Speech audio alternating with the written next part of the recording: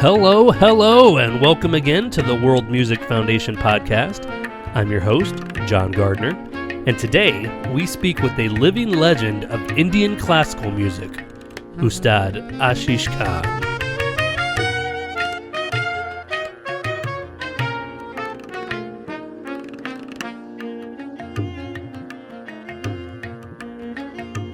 A couple of things about this interview. Number one, it gets pretty dense musically. So if you're hearing terms or descriptions of things that you're not so familiar with, it's a good time to remind you that you can find this exact episode at wmfpodcast.org/4, and you'll find videos, photographs, explanations of basically everything in this episode. And we do it for all of our episodes. There's a link of every single time somebody mentions a musician, a music instrument, a country, musical terms. There's always a link to more information for the extra curious at wmfpodcast.org. Also, there's a genealogy section in here. He traces his musical lineage back to the time of the great emperor Akbar. That's 100 years before Bach, 200 years before Beethoven. Imagine an unbroken student-teacher relationship passing down knowledge and histories throughout all of that time. It's amazing. And lastly, you'll hear through the interview a rattling and maybe a soft clanging sound. I love that sound, and we intentionally left that in. The interview is conducted face-to-face, and what you're hearing are the bracelets of our guest rustling around on his hands as he speaks. We hope you enjoy and find value in this interview with Aashish Khan.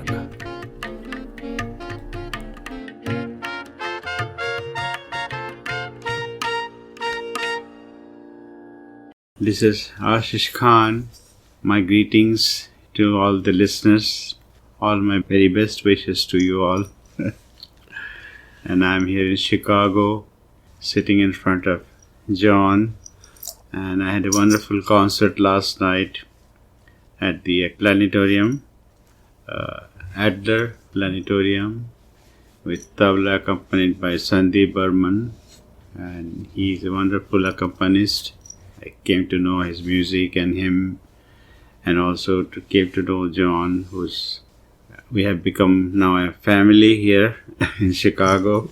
And I really enjoyed last night. The audience was great, and some of them, I think they heard the sarod, the instrument which I play for the first time, and it was a great experience for me and for them also. Definitely for us also. It was absolutely beautiful. Blown away. Yeah. And you mentioned the sarod, your instrument. Yeah. Could you describe a little bit? We have listeners that are from around the world. Right. Obviously, many will listen just from knowing your name. Right. So they'll be much more familiar with you. But we have people in Australia and Hong Kong. Yeah.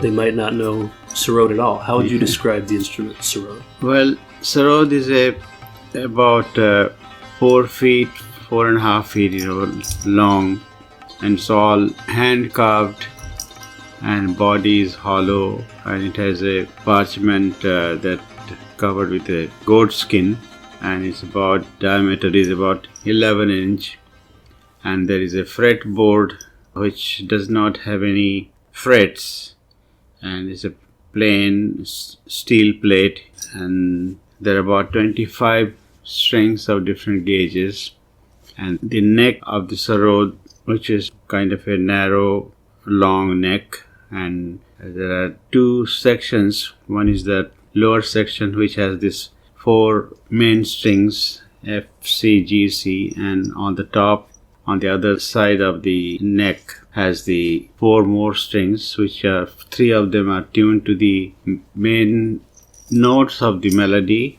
C remains as a tonic, which is very important for our Indian music, because once we decide the tonic note, we usually don't change like in Western music. So that C note, which is a middle C, and on the body, there are 2 more strings, which are known as a chikari. They are tuned to the higher octave of the C note, and along with there are 15 more strings on the body. They are called taravs. There means the sympathetic strings, which are tuned according to the rag or the melody. When you play, they vibrate, so they give this extra kind of a depth to the sound and creates that kind of a reverb kind of a effect to each note when you're playing them. And we have to have a little bit of nail for the left hand, because when you're sliding on the strings without the nails, you won't get this real, clean sound.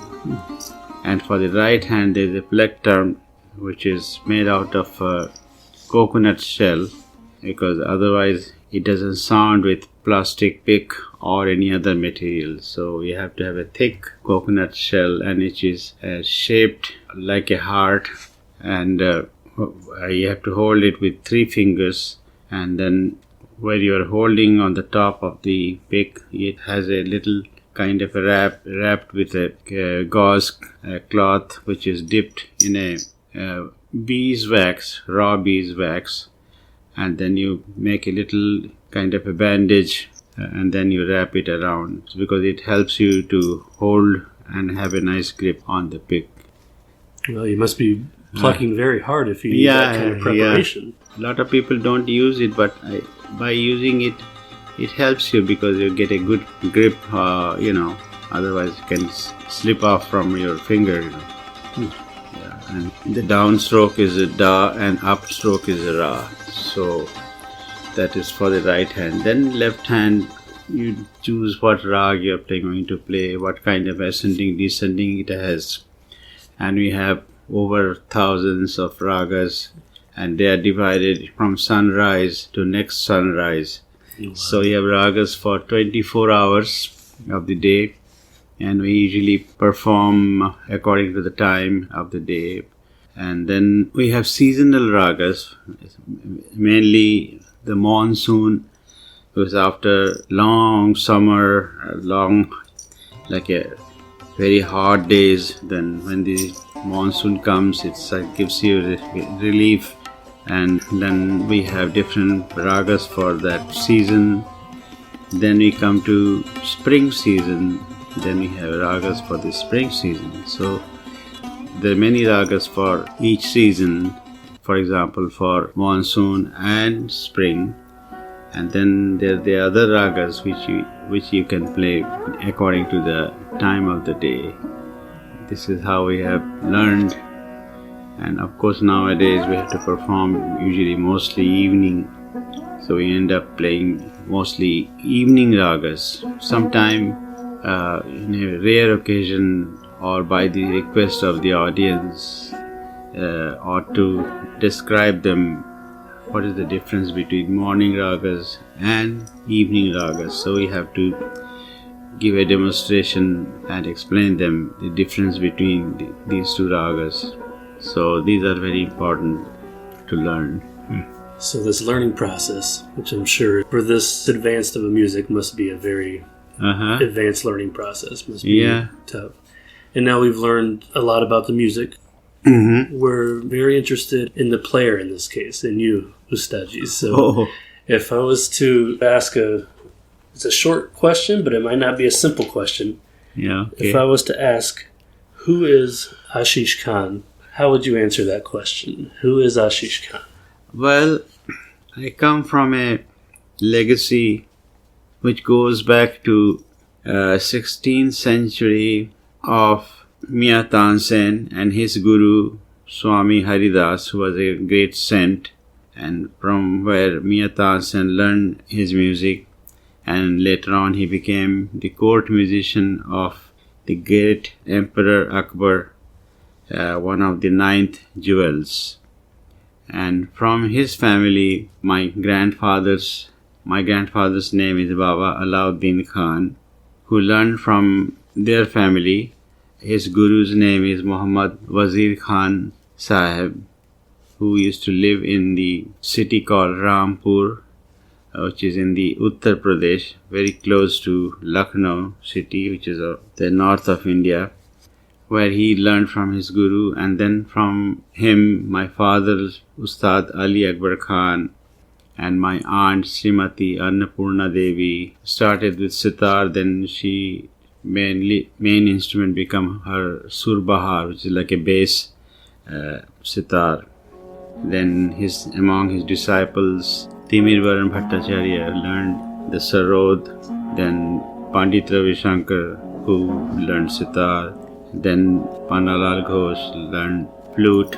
Pannalal Ghosh, I have to mention that he is the one who brought this flute, which flute used to be a folk instrument. Then he made it a classical flute and he popularized, and he used to play all kind of different size of flutes, like a very thick bamboo and very long, and then short ones, very tiny flutes like a piccolo flute. So these are all bamboo flutes, mainly available in Assam. That is a part of extreme northeast of India. So he was the man who brought this flute to a concert level.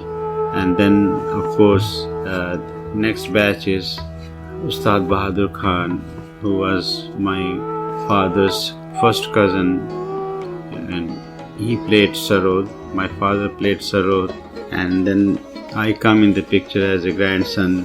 I learned the sarod. Then my next brother Dhyanish Khan, who passed away, also learned the sarod.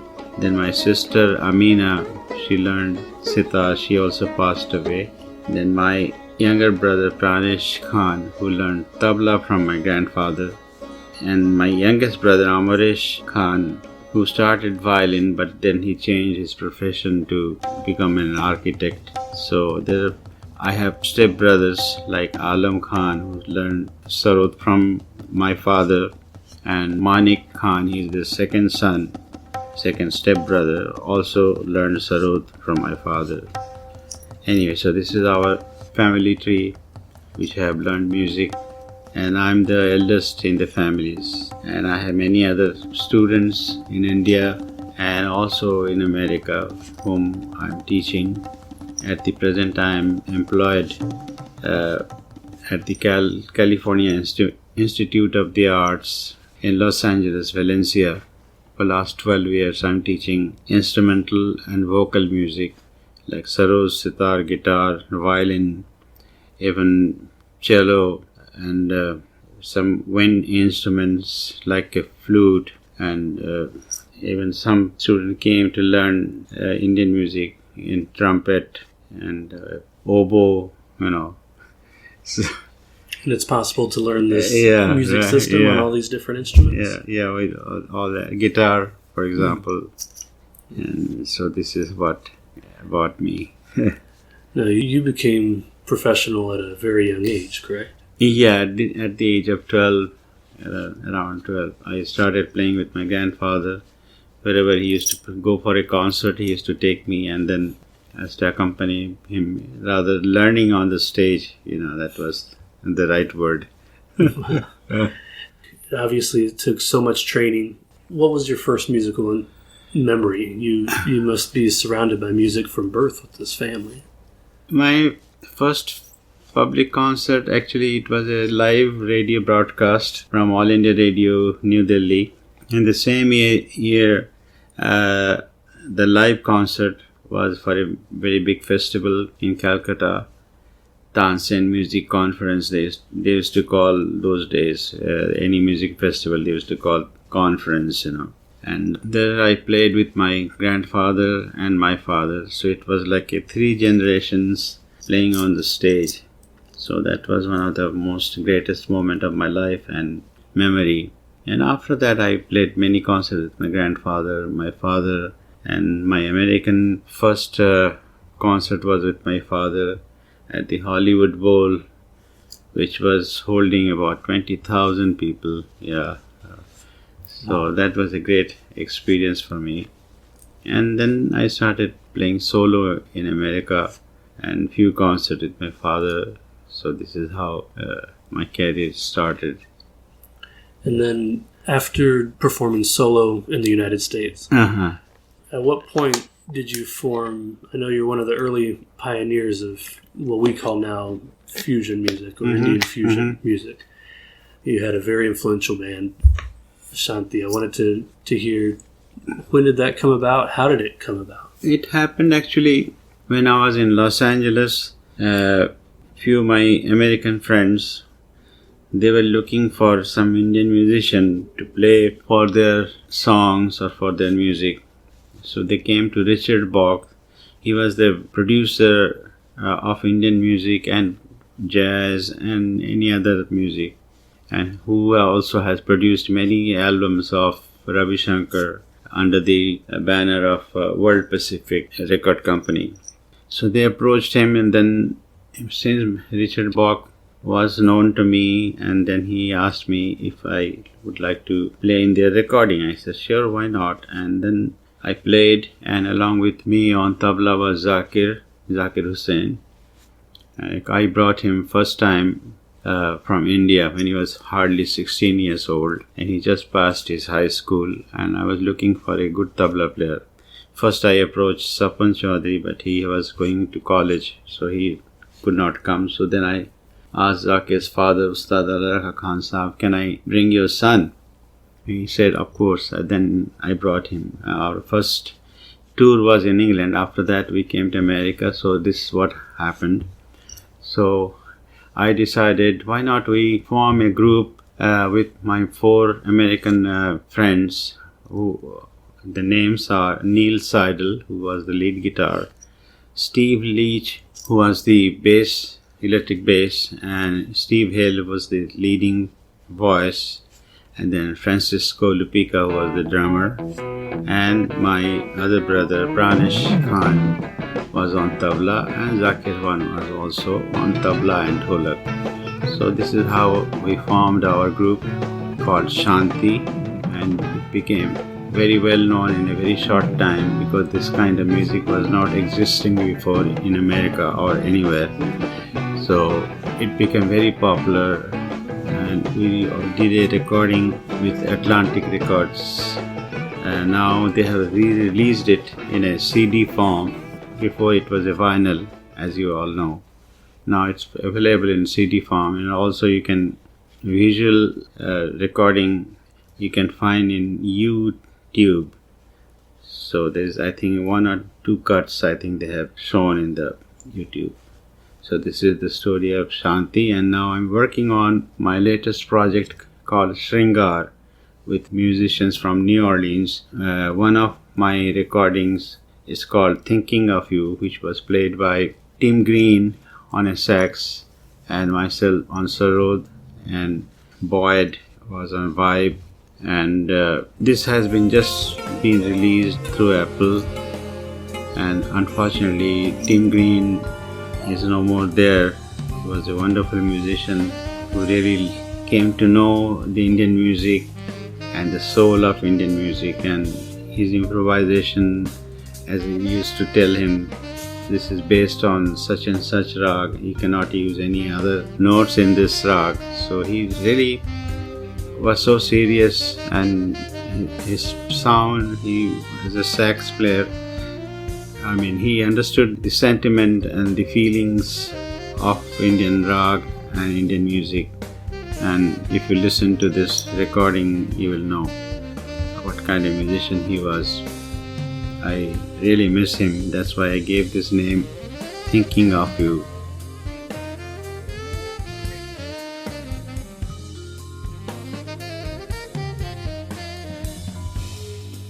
Yeah, and there's few more cuts which I'll be releasing it pretty soon.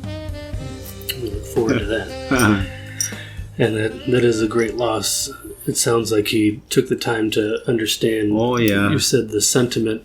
When you get together in this kind of fusion setting, how much are you thinking in the strict raga terms of your Indian classical music? How much do you start to learn the sentiment of whether it's jazz or rock and roll?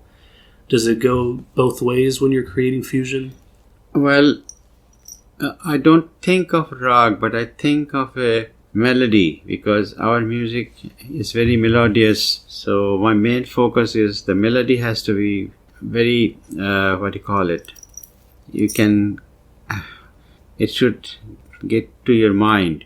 because harmonizing is very simple thing, but creating a good melody is the hardest part. Mostly I like any, what do you call that, minor scales, so definitely I prefer minor scales. Sometimes some major scale I use, but I don't think about rag, except if I want to compose something in rag, then I do that. And then improvisation part is very much like a Indian way of improvising, but I do improvise according to the chord pattern of the melody when my solos are. So I follow that rule of a jazz, and I'm probably the first musician who understands the chord changes and the style of improvisation for the jazz music, because I have been here for many years and I've been listening, and I've played with many jazz musicians like Charles Lloyd, John Handy, and then of course I worked with George Harrison, and we used to be very good friends. So I learned a lot of things from him. And then John Barham, who was one of my very close friends, who used to be arranger for Beatles, and he's a very good pianist, and he understood Indian music very well. He could notate the Indian music in Western notation. He's the first one, and he knew the theory of our Indian music, North Indian music, and he's a very good pianist. In fact, I did some recording with him, piano and sarod duet, which unfortunately not available. It did not get that kind of promotion because it was 1969 when we did this kind of work. So as we speak, we hear it sounds like you might be sitting on a treasure chest of music. I've heard there's Shringar music that's going to be coming out soon, not yet released. We hear now of this recording that is not available, hasn't been released. I've heard, it may be rumor, is there truth that you may have a recording of you and George Harrison that's not released? This is a recording we did for a film, and I had no idea about pop music at that time, so I asked his help. So at 3 in the morning, he comes to the studio with Ringo Starr, Eric Clapton. At that time, Eric Clapton was not known, and Billy Preston. And then I sang the melody, and then he wrote the introduction music, and then he started playing himself solo in that recording. And then we left the tracks, vocal tracks, to be overdubbed later by somebody.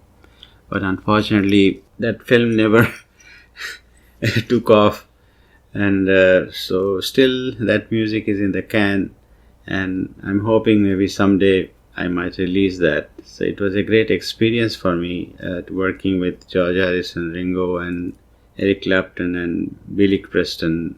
So it's there. And is it tied up in legal reasons that it cannot be produced, or something no, I haven't control? I haven't finished it. Of course, George was saying not to release it because it was not complete, in a way, not properly mixed and not dubbed by any voice, because it's a song which I wrote, and maybe I can make it a instrumental version that might be easier. Instead of have a song, or maybe just some chorus in the back, So let's see. Very exciting to see. It will be a great recording, and I hope I can finish that. So you mentioned, when you were explaining about music, you've mentioned the name Tansen. Mia Tansen, Could you explain about this musician who is Mia Tansen? Mia Tansen, what I have heard from my grandfather, and many stories, many myths, that he could bring rain by his singing, he could light a fire by his singing, that kind of a power, because they not only knew the music, they also knew the yoga, because music is a very meditative and very spiritual, not religious. I mean, some people think it's religious. It's not a religious, but it's very spiritual, meditative. What is the difference between those? It's a fine line. What's the difference between religious and spiritual? Religious means, is it chanting in Muslim or in Christian or in Buddhism. So it's not that.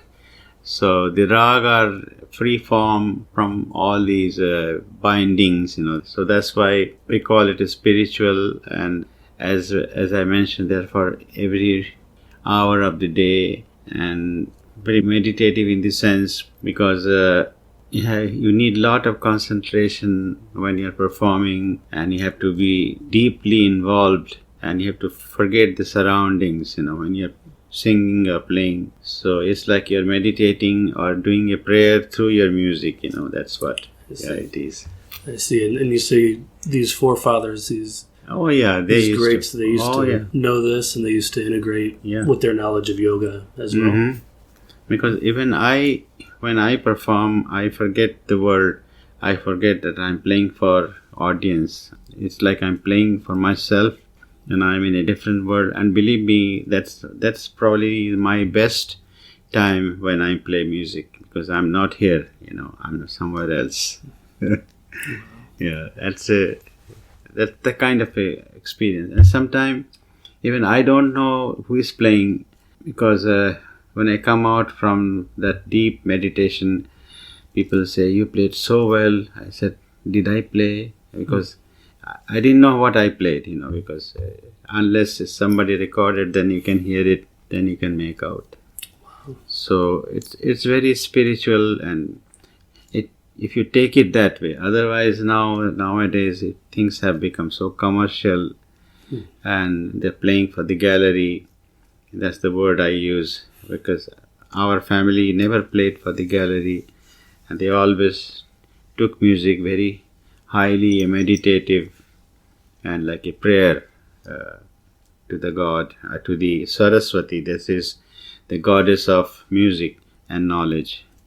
And we all musicians, whether you are a Hindu or a Muslim, they all worship Saraswati, because she's if you have seen her picture, she's holding an instrument which looks like a sitar, but it's not a sitar. It's kind of a imaginary veena, and she has a lot of books in front of her. So everybody, all students, those who are studying in schools, even they're not musicians, they also worship Saraswati. And we have a festival every year. Especially in Bengal, they make a small or big, statue of her. It's like a festival on that, and that day is known as the Basant Panchami. That's the beginning of the spring at the same time. And then my grandfather used to teach me those ragas during that time. Usually in February or March, it depends on the calendar. That day falls for her day. It's called Basant Panchami. We call her Ma. Ma means mother, Mother Saraswati, Mother Goddess. That's her day, Yeah. Great. Yeah.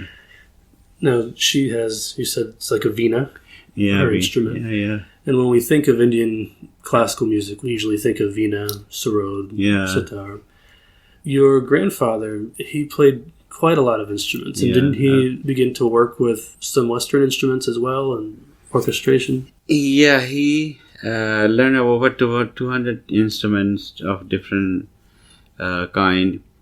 His first instrument was violin, because when he ran away, when he came to Calcutta, he learned the violin from Mr. and Mrs. Lobo, who were the composer and conductor of an orchestra in Calcutta during the British rule. And so he learned violin. Then afterwards he learned the sarod, then tabla, pakhavaj, and he's the first person to bring orchestration to Indian music, because he traveled with the great dancer Uday Shankar, who is the eldest brother of Ravi Shankar, who actually the man brought Indian dance and music to the Western world. He's the pioneer in a way. So my grandfather was with his troupe as a composer and as a player, and so he toured Europe. He never came to America. He had to go back to India. So he was very much fond of Beethoven because Beethoven's name was very well known those days. I'm talking it is 1930, maybe earlier than that, So he toured like France, England, Germany, Paris, So he learned, he got fond of Western classical music and the orchestra. So when he came to India, then he formed it's called a band, Maihar band, because Maihar is the town where he used to live. And that is very interesting that there was a big epidemic of cholera and lot of people died and the children were become orphans.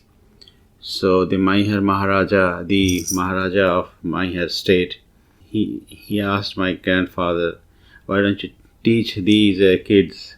And so he adopted all these kids. My grandmother was their mother and he started teaching them. And then he formed this band or this orchestra with these kids, That's how the Maihar band was started. Wow. And they were all classical ragas, the compositions. And unfortunately, it's dying now because our government of India is not giving any attention or seriousness to what they're losing. And it's a very sad that all his hard work, he had many, maybe hundreds of compositions in this band. And the interesting part is those musicians, they all memorized all his compositions. There is no notation. Yeah, they all learned it and remembered and performed. And of course, there are some recordings which I did from the original band when all the musicians were almost getting extremely old, but still they could play. And I have some recordings of the orchestra. Oh, wow. Yeah. That's great. And are those available? Are those recordings? And no, they're not available for sale, but they're like my private collection, you can say. Yeah, but I think we should release that. If you'd allow us to maybe hear a clip sometime, we can share, because that's historical recording. That's beautiful.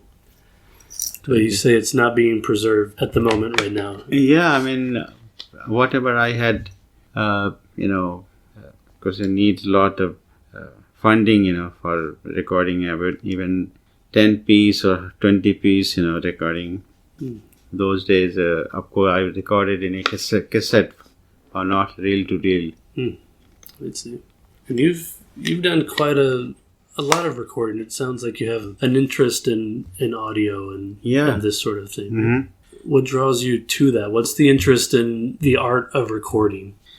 Well, because at one point I was very much into recording like my father's music, my grandfather's music, the orchestra, and also recording different artists. So it became a part of my hobby to record them and also to photograph them. I have done a lot of recordings of my father, Ravi Shankar, and a few other artists who allowed me. Sometimes the organizer objects, no, you cannot record, all that. So I have some recordings. They're in cassette forms, which I have kept it with my brother. He looks after them. Well, you mentioned from the government, maybe not a lot of support to preserve this classical music or promote this classical music. Yeah.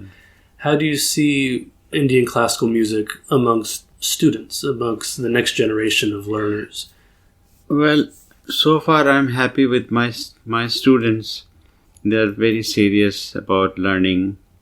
And the rest, outside our family students, I see them very commercial and have not been learned properly, and that they want to be performer, they want to be superstar, and mostly they're copying the CD recordings, of different artists. And there's nothing like if you listen to them one time, Second time it will be the same thing, So their knowledge is very limited, and they're mostly imitating, nothing of their own creation, and because they don't have the talim. Talim means to be learned or being learned from some great masters, and also whatever they learned from anybody, even the teacher is also doesn't have enough knowledge. So it's kind of, I call it a Mickey Mouse. Wow. Yeah, and they're mostly after, how to get name, fame, and money, so all that. It's very commercial. Even a lot of young and talented musicians, and I don't want to mention their name, but they have some knowledge, but they're playing for the gallery, they're playing entertaining. They're more like an entertainer than a performer, I call them. And full of gimmicks and all kind of hand gestures, mouth, face gestures, So that's all I call it a gimmick, and making all kind of sound effects, whatever they can bring out of the drum.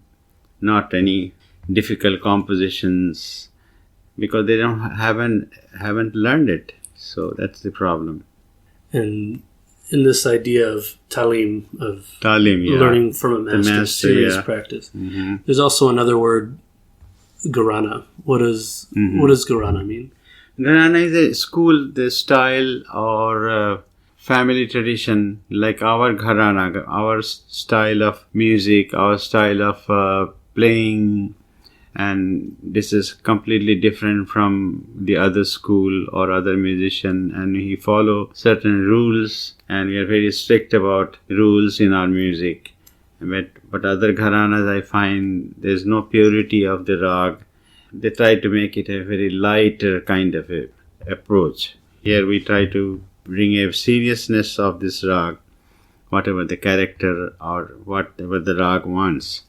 So the pure form is no more there, And my grandfather was very strict about it, that he cannot, make it a light music, The classical means classical, And the pure raga means pure, no adulteration, Yes.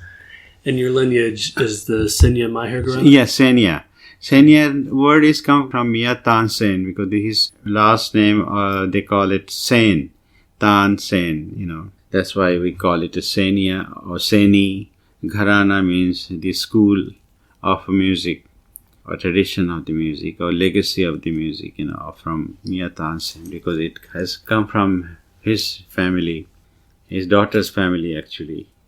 During that era, there were many great musicians, Slowly, everybody's gone. That's unfortunate. We have some recordings, but most of them are not there. There used to be a record company called HMV, His Master's Voice. They recorded many musicians, but they did not preserve it. Yeah, and same thing with the All India Radio. They used to have this recording of many old masters in a wax, like a disc, but it makes the groove while you are on the, they call it, the material is like a very soft material, I'm forgetting the term. The wax, maybe wax recording or something like that, Quality was not good, but still at least they had some record, but they did not preserve it. So it got melted, or they threw it in the garbage, that sort of. Wow. Wow. Well, we're going to wrap up. You've been so gracious with your time. I wanted to get just at least one story of, or one bit of understanding of what was it like learning from your grandfather, this music and tradition. He was an extremely strict teacher, and since he learned in such a hardship, and he wanted to give everything to everybody, and his door was open, he never charged even a single flower. Rather, he will keep his student at his home, like all these people like Nikhil Banerjee, then Jyotin Bhattacharya, and so many other students came and they lived with him. He fed them. In fact, he always gave them money so they can go and visit their parents and come back, So he did a lot of service to music, and he will teach anybody who wants to learn, So, and he was very disciplined and very strict, extremely. I haven't seen anybody so strict. He cannot make any mistakes. He will just give you a beating if. And he was a very short temper, especially when he was teaching, because he wanted you to learn it just like a recording, immediately you have to learn it, you have to keep it in your mind, and you have to show it again. And until you memorized, you cannot leave his room. He wants to make sure that you're doing it right and correctly. Then you go in your room, whether you write it down or whatever, because he will never allow writing in front of you. You have to write in your head. Wow. That's definitely build a memory. Right. Building the memory. Yeah. Wow. Well, we're going to end with some, I think, easy questions, but just kind of like a lightning round. Just short answers and just things that people might be curious about, but we like to see the similarities also that across different guests, different people. So the first question, what is your favorite food? Favorite food? Well, gradually I'm becoming more vegetarian, and I used to love meats, but somehow I'm not liking it so much, but I enjoy our international food. Like when I'm traveling, either I take Chinese because it's light on your body, because I don't want to fall sick. And if there's a good Indian restaurant, then I go to Indian restaurant. Then I like Chinese, Thai, Italian, not all the dishes, Italian. Then in Europe, I have tried European food, but I found very bland, And especially in Germany, the bread is so hard, my God. My denture will come off. Yeah. But anyway, I enjoy any kind of food. There's no restriction. And plus, I cook myself. I cook North Indian, then Bengali, South Indian. I love South Indian food, especially the dosa and then sambar and all that. Great. Wonderful. Now, what do you enjoy doing outside of music? Do you have any hobbies outside of music? Well, photography used to be one of my biggest hobby, recording and taking pictures and listening to music, good music, jazz, classical.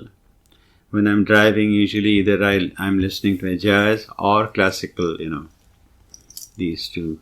Sometimes they don't broadcast good music, so I keep switching, And also sometimes I listen to good pop music, Especially Beatles are my most favorite. And then I like Elton John's music. And Bob Dylan, some of his songs, I love his poetry. When I came to America, his song was very popular. Lay Lady Lay Across the Brassway. That was a beautiful song. Yeah. So like that, I also like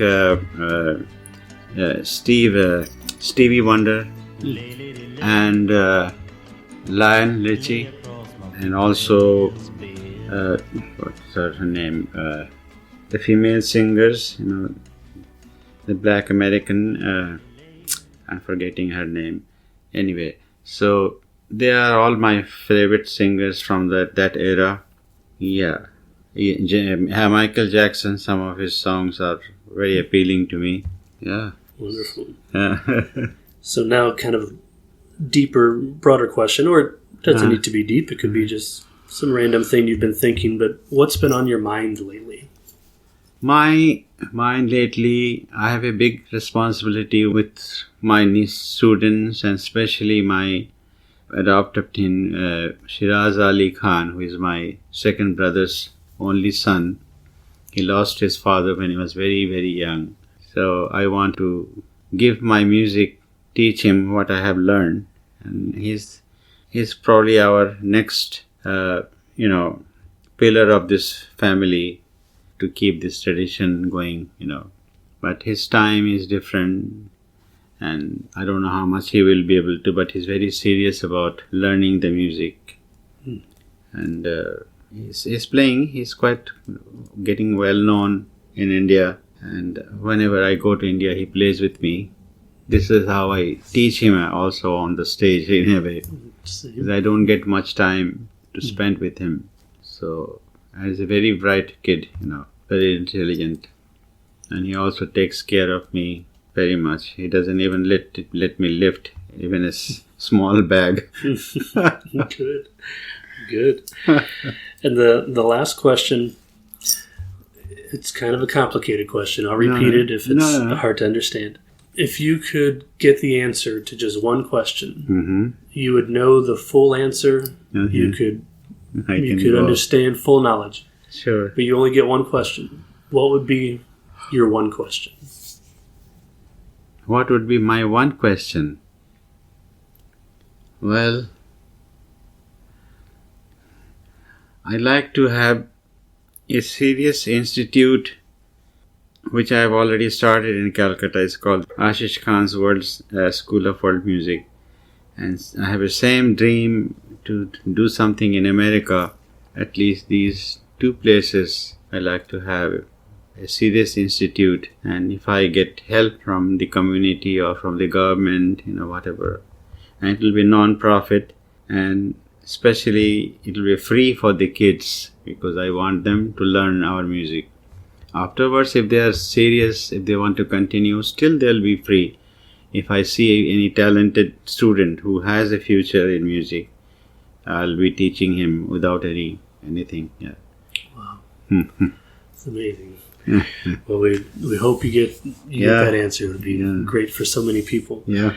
Ustadji, thank you so much for your time. Yeah, I enjoyed very much. Been great to speak with you, and even better to hear you last night performing it. I'm still in awe. Beautiful. Thank you.